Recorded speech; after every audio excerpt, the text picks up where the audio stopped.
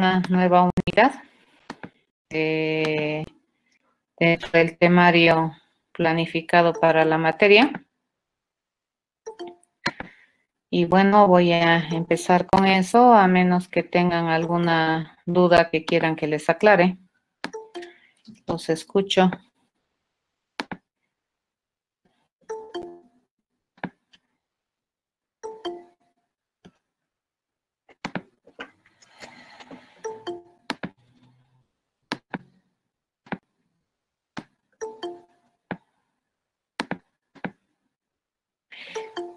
Ok, entonces empezaremos. La nueva unidad que vamos a introducir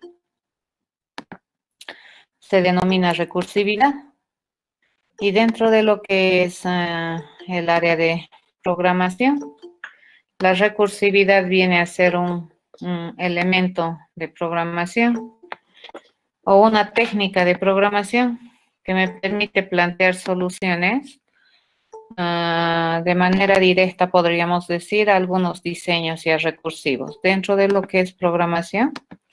Entonces, la recursividad me permite definir procesos en términos de sí mismo, es decir, que yo voy a resolver un problema haciendo uso de la solución del mismo problema, pero en otro escenario.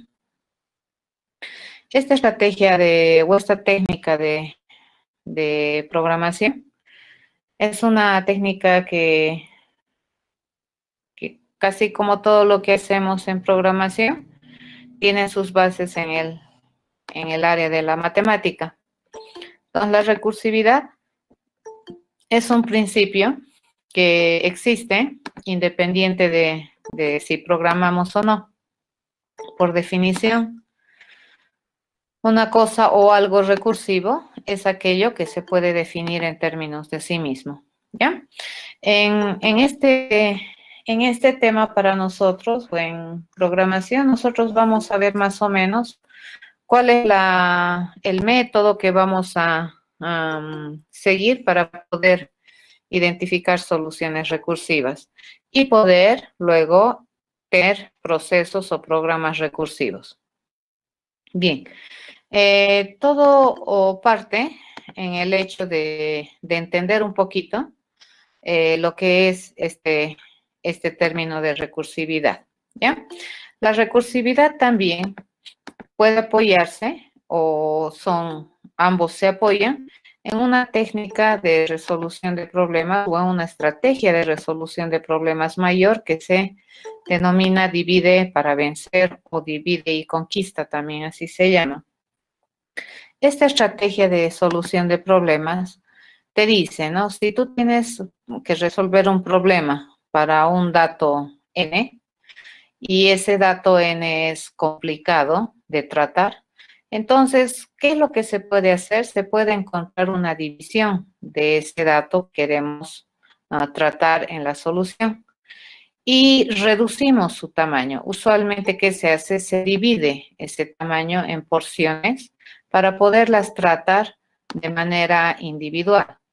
Y a esa cualidad de dividir, digamos, la complejidad de la situación en la cual vamos a resolver nuestro problema, se le conoce como el paso de dividir el problema. Entonces, ¿qué es lo que vamos a tratar de hacer? Dado un problema, vamos a tratar de encontrar una subdivisión o un subproblema del mismo problema, pero para una instancia menos complicada. Acá, cuando se hace recursividad, tenemos que tener muy presente que los problemas o que vamos a ir a resolver pueden ser sencillos de entender, ¿sí? Podemos entender probablemente con mucha facilidad qué es lo que me piden, pero dependiendo de qué es lo que me dan o en qué situaciones me pongo para resolver el problema, estos problemas pueden volverse bastante complejos. Entonces, esta estrategia del divide para vencer trabaja sobre el manejo de esa complejidad y dice, ¿no? Los problemas se pueden complejizar a medida de la situación que yo quiero resolver. Para darles una idea, no es lo mismo, fíjense, es bien facilito. La operación de la suma todo el mundo la conoce, ¿cierto? Pero no es lo mismo, y esto vamos a ponernos de acuerdo, no es lo mismo sumar, por ejemplo, esto. A ver, si yo les digo 3 más 5, ¿cuánto es?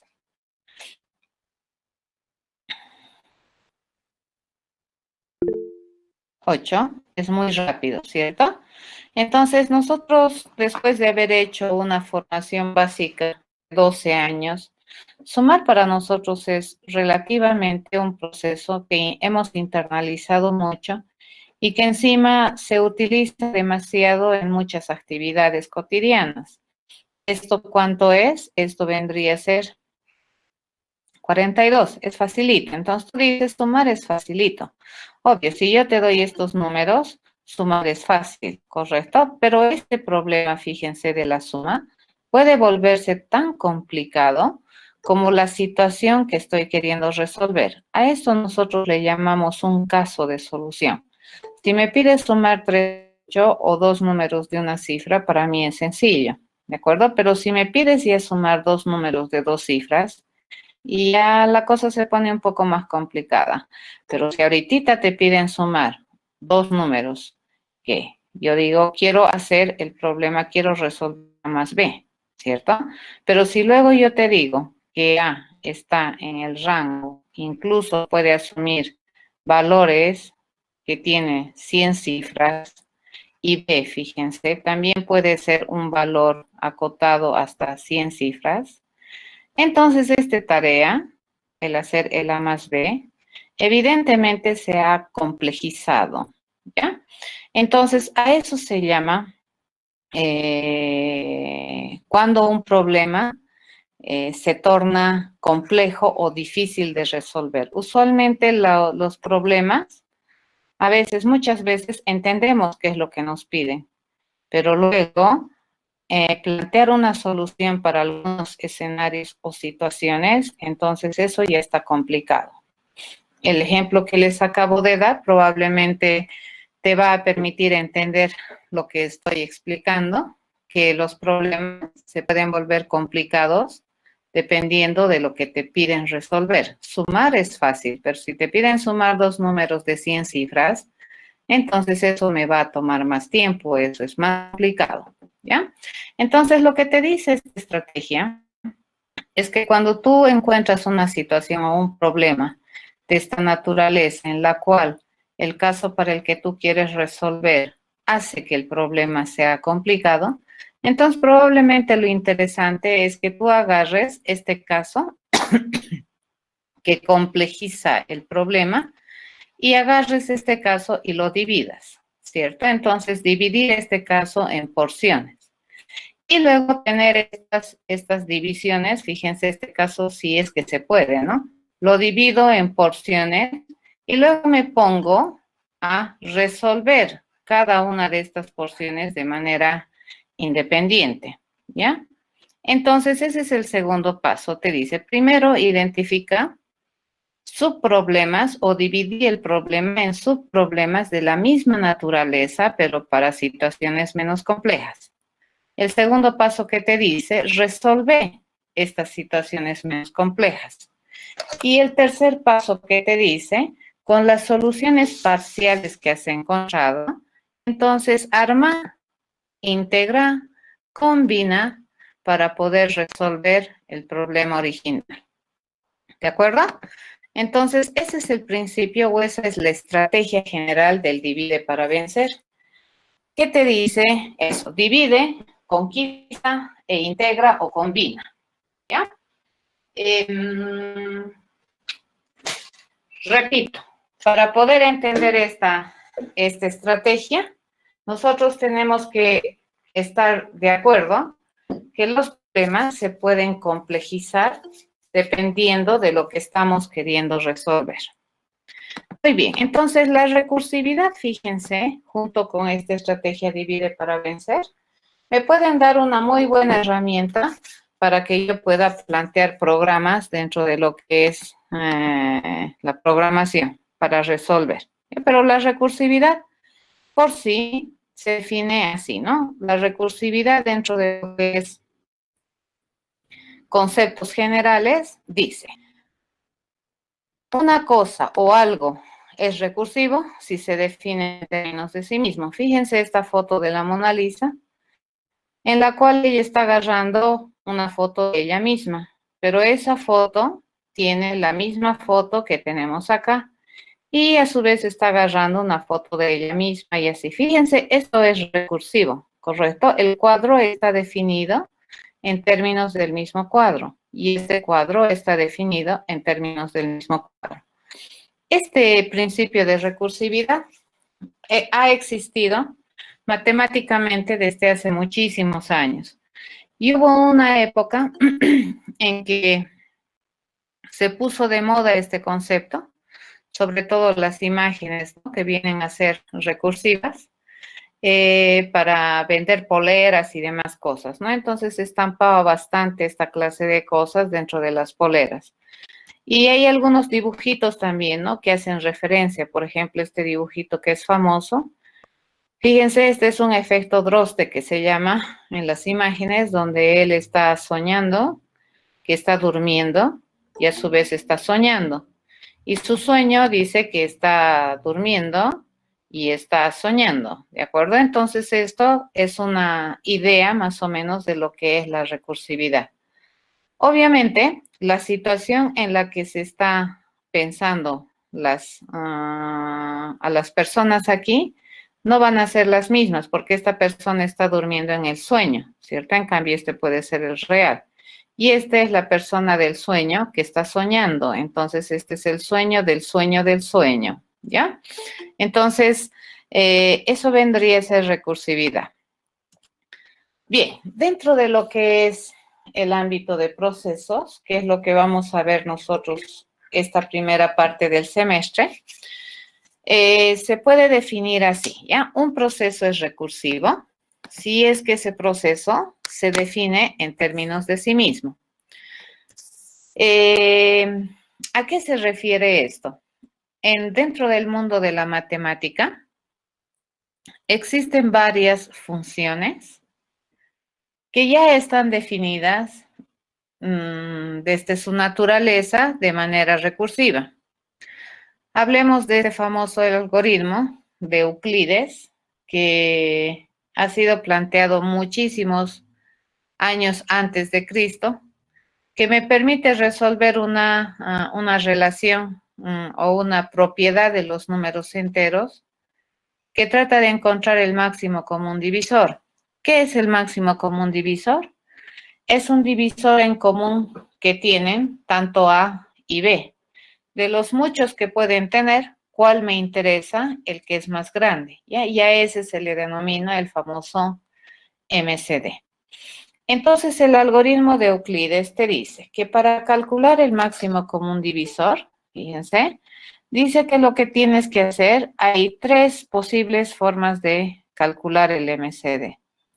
La primera forma es si es que tienes esto. Vamos acá a cerrar esta parte y podemos decir que si A es mayor o igual a B, ¿ya? Entonces, encontrar el MCD de estos dos números A y B va a ser equivalente a encontrar el máximo común divisor de B y del resultado de esta operación, cuando A es mayor o igual a B, ¿de acuerdo? Y por otro lado te dice, encontrar el máximo común divisor de A y B, resulta que va a ser equivalente a encontrar el máximo común divisor de B A, si es que A es menor que B. Por otro lado te dice, encontrar el máximo común divisor cuando estamos en esta situación, cuando me piden encontrar o me dan los números A y 0, por definición dice que el máximo común divisor es A, ¿ya?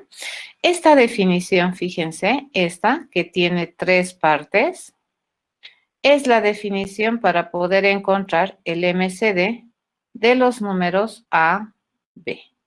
¿De acuerdo? Así se define. Y ese es el famoso algoritmo de Euclides.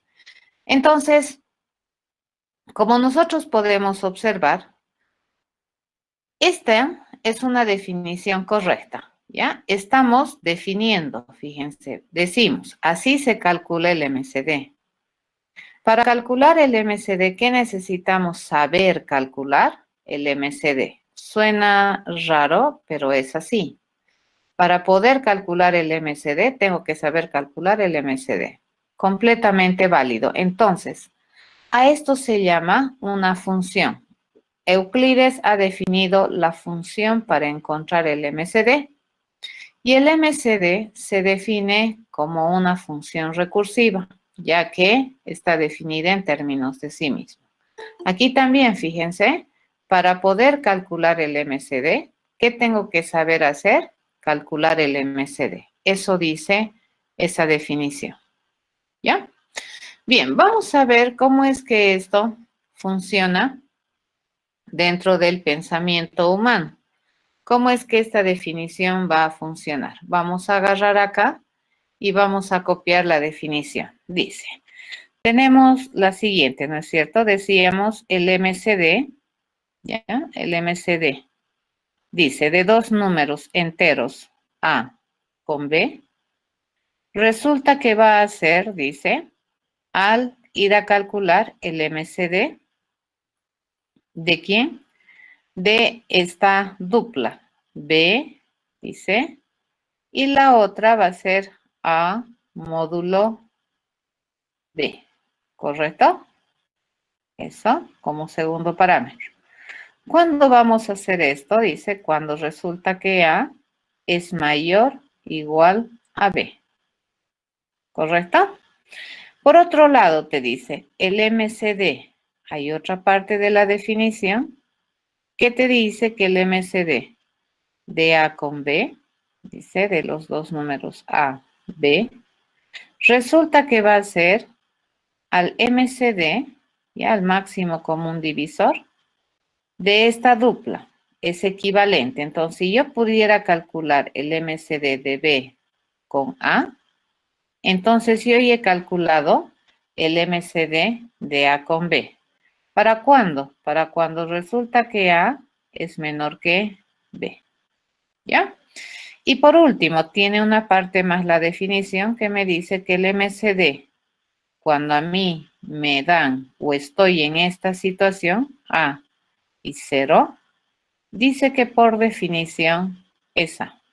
Obviamente aquí podríamos explicar y decir cuándo se da esta parte se ejecuta o se utiliza cuando B es 0, ¿ya?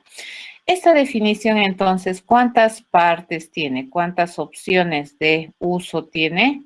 3. Ya le vamos a decir que tiene 3 partes. A ver, vamos a calcular el MCD de cualquier par de números. Vamos a decir que A es, por ejemplo, 127, ¿ya? Y B que sea,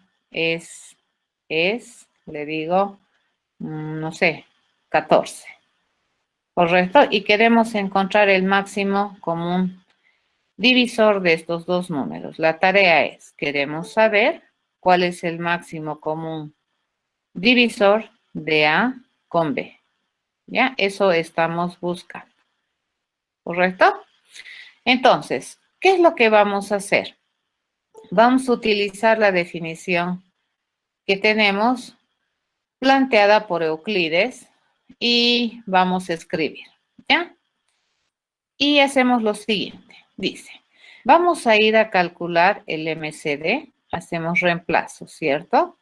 A dice que es 127, B dice que es 14, ¿correcto? Dado esta situación, fíjense, este es un escenario particular en el cual estoy queriendo resolver el MCD. Entonces, observo el escenario particular. Por los datos que tengo en este momento, ¿Cuál parte de la definición utilizo? ¿La 1, la 2 o la 3? La 1. Entonces, quiere decir que esto es equivalente, fíjense. Calcular el MCD de 127,14, según la definición parte 1, va a ser equivalente a ¿qué? A agarrar, dice 14, agarramos 14 aquí, y 27 módulo 14. ¿Cuánto es eso?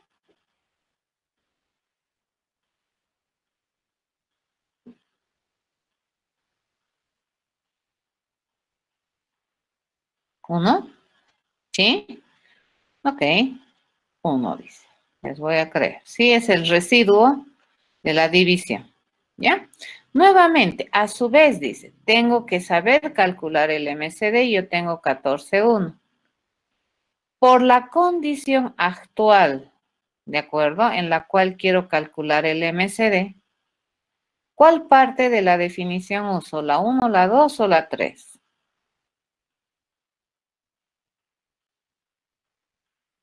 La 1, ¿correcto? Sí, la 1. Entonces, esto sería equivalente a decir que el MCD de 14,1 es equivalente a 1, 14 módulo 1. ¿Cuánto es? 0. ¿Cierto? Bien. Resulta que el MCD de 14,1 es equivalente al MCD 1,0.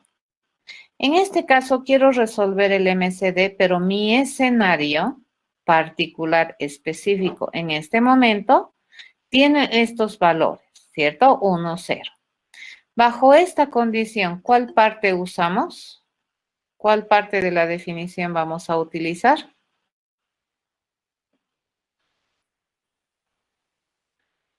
¿La 1, la 2 o la 3?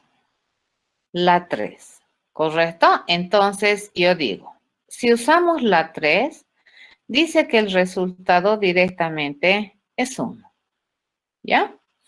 Por lo tanto, fíjense, nosotros decimos, el MCD de 1, 0, ¿cuánto había sido? 1. Pero como el MCD de 14,1 es igual al MCD de 1, 0, entonces el MCD de 14,1 ¿a qué es igual? A 1. Pero como el MCD de 127,14 era igual al MCD de 14,1 y acabamos de encontrar que el MCD de 14,1 es 1, entonces este también es 1. ¿Correcto? Fíjense, este algoritmo para encontrar el MCD es un algoritmo bastante rápido y lo interesante es que es recursivo. ¿Ya? Así funciona la recursividad. Fíjense. A esto se llama el caso particular, ¿de acuerdo? Este es el escenario particular sobre el cual vamos a razonar la solución del MCD. Entonces, sobre esta situación, nosotros tenemos la opción de elegir ya sea esta o esta parte de la definición. Y dependiendo de cuál parte utilizamos, fíjense, nuevamente resulta que calcular el MCD se convierte en el mismo problema. Tienes que seguir intentando calcular el MCD, me dice. Pero ¿cuál es la diferencia? Que la situación en la cual yo ya estoy queriendo razonar una solución ha cambiado, ya no es la misma, ¿cierto? Es otra situación. Se supondría en la definición del algoritmo de Euclides que esta famosa situación que tenemos acá resulta ser una situación un poco menos compleja que esta, ¿ya? Por definición, ¿de acuerdo? ¿Y cuál vendría a ser la definición más sencillita del MCD según Euclides? Esta. Cuando nosotros nos tropezamos, dice, con una situación en la cual el valor, fíjense, este es importante, el valor de B es 0, entonces dice que calcular el algoritmo de Euclides es 1. Porque acá tenemos esto. Te dice B, si B es 0, entonces haz esto, te dice. ¿Ya? Buena pregunta. Eso querría decir que estas condiciones, fíjense, tienen también un orden de pregunta. Entonces, ¿qué es lo primero que deberíamos preguntar? Lo primero que deberíamos preguntar si B es 0. ¿Cierto? Si B es 0, entonces, ¿qué es lo que deberíamos hacer? La tercera parte, ¿cierto? Pero si me dice que no es 0, entonces recién me voy a ir a fijar cómo es respecto a A, ¿correcto? Entonces la primera pregunta debería ser averiguar cómo es B. Entonces aquí, ¿qué es lo que voy a ir a preguntar? ¿Será que A es mayor o igual a B? Y si me dice que sí, entonces parece que así hemos razonado, ¿no ve? ¿Qué parte hemos hecho? La U. Y si me dice que no, entonces, ¿qué parte haríamos? La 2. Exacto, muy bien, ¿ya? Esa es la razón por la que no haría la 1 Sara, ¿ya? Entonces, aquí hay más importancia, fíjense. El B, esta pregunta entonces debería hacerse primero. Y dependiendo de cómo es la pregunta, recién deberíamos preguntar esto, ¿correcto? Y lo que se trata es lo que dice Edwin, ¿no es cierto? De tratar de encontrar esta solución simple, que es esta. Esta es la solución más simple del MCD, ¿no es cierto? Para poder construir una solución que parece tener un escenario más complicado, ¿ya? El MCD es muy veloz para poder encontrar el máximo común divisor.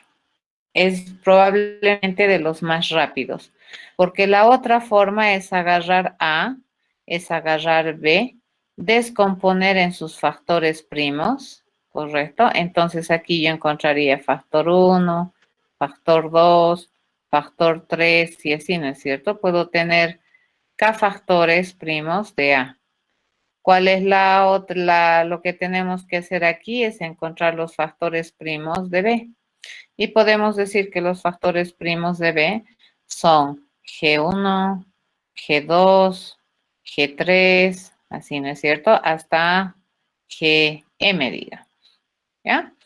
Y el máximo común divisor de esto, si nosotros decimos que este es el conjunto de factores F y este es el conjunto de factores G, F de A, G de B, entonces el MCD vendría a ser equivalente a la multiplicación, fíjense, a la multiplicación de todos los factores que pertenecen a la intersección de los conjuntos F con G. ¿De acuerdo? Por definición. Exacto, muy bien, Sara. Entonces, ¿qué es? Muy buena observación. ¿Qué es lo que vamos a hacer? Es lo que dice Edwin también, ¿cierto? Antes de ponernos a pensar que la cosa es complicada, primero nos aseguraremos que es complicada o que no es fácil, que sería lo mismo, ¿cierto? Entonces, lo primero que vamos a hacer es asegurarnos si es complicado. Es complicado, entonces vamos a las partes complicadas y sobre la base de este entendimiento, vamos a empezar a definir más formalmente qué es un proceso recursivo.